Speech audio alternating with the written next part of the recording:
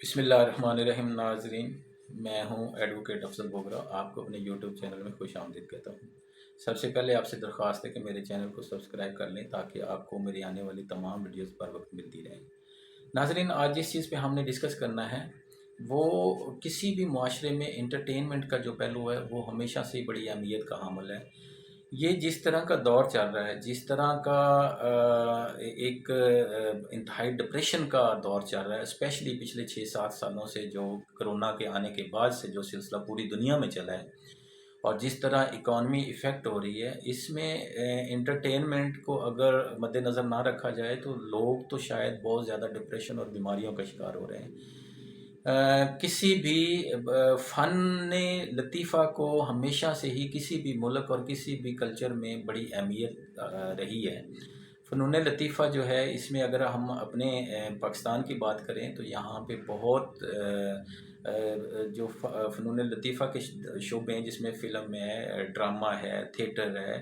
تو یہ ساری چیزیں پاکستان میں بہت ترقی بھی کرتی رہیں، لیکن زوال بھی ان پہ بہت زیادہ ہے۔ فلم میں آج کل بہت زیادہ زوال آیا ہوا ہے اور فلمیں شاید اس لیول پہ بن نہیں رہی، حالانکہ ٹیکنالوجی جو ہے وہ پاکستان اور پوری دنیا میں لوگوں کے پاس بہت زیادہ نیکسٹ لیول کی آ گئی ہے۔ لیکن جو پہلے فلمیں پرانی ٹیکنالوجی سے بنتی تھی، جس میں اگر آپ پرانی پنجابی فلموں کو دیکھ لیں، اردو فلموں کو دیکھ لیں، تو پنجابی فلموں میں مولا جٹ جیسی فلم آج تک شاید کسی فلم موقع پہ بھی مولا جٹ کو آج کل اس دور میں بھی اس کو دوبارہ سے بنایا گیا ہے اور نئے ایکٹروں کے ساتھ بنایا گیا ہے، تو اس نے بھی اچھا خاصا بزنس کیا ہے۔ خیر، میں بات کر رہا تھا جو انٹرٹینمنٹ میں جو لوگ، جو فنکار، جو اداکار کام کرتے ہیں، وہ اپنی زندگی چاہے ان کی دکھوں اور مفلسی میں ہو تو وہ لوگوں کو انٹرٹین کرنا ان کا کام ہوتا ہے۔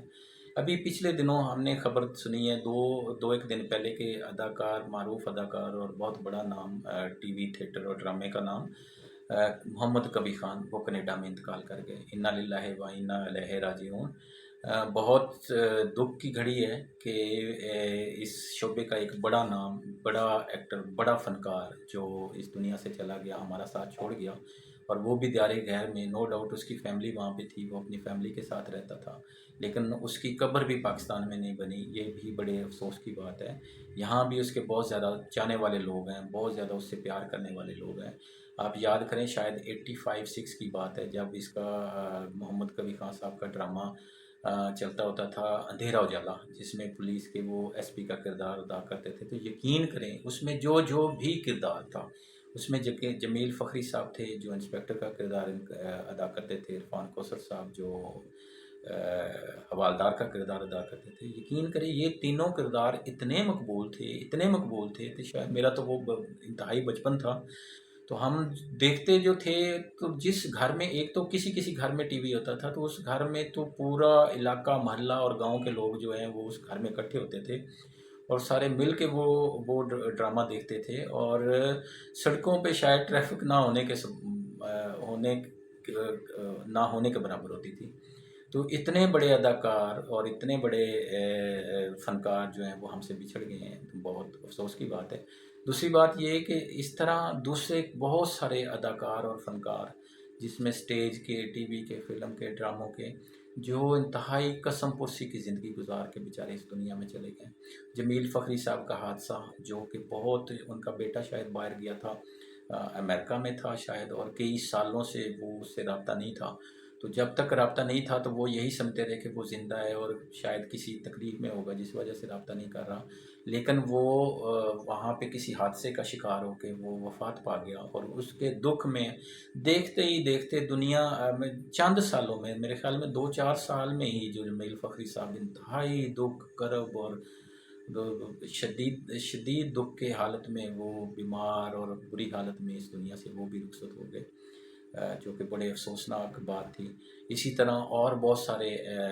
جو فنکار، اسپیشلی تھیٹر کے، یہ ابھی حال ہی میں جو ایک وفات ہوئی ہے طارق ٹیڈی کی، اس کے علاوہ مستانہ، ببو برال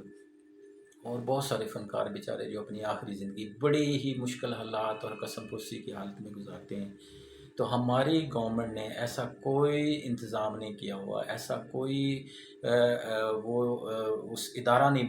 ہے جو اس طرح کا فعال ہو، جو ان ایکٹروں کو، جو بیچارے اپنی آخری حالت انتہائی غربت اور افلاس اور بیماری کی حالت میں گزارتے ہیں، ان کے فلاح کے لیے کام کرے، ان کی روزگار کے لیے کام کرے، ان کو ہیلپ کرے، ویلفیئر کا کام کرے۔ تو یہ گورنمنٹ کو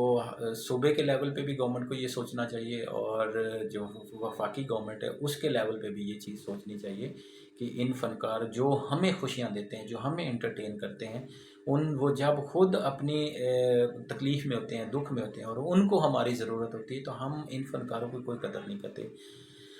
جتنے بھی ہمارے حکمران ہیں، موسٹلی حکمران اگر ایوب خان کے دور سے دیکھا جائے، یا خان کے، تو وہ تو ماشاءاللہ کافی رنگین مزاج تھے، اور وہ بڑی بڑی اداکاروں اور موسیقاروں سے ان کے کافی روابط ہوتے تھے۔ لیکن ابھی اگر اس دور کی بات کریں، پچھلے 10-20 سالوں کی، تو نواز شریف صاحب جو ہیں وہ فنکاروں کی بہت زیادہ قدر کرتے ہیں۔ بہت سارے فنکار جو ہیں وہ ہنی این بیلا ہے جو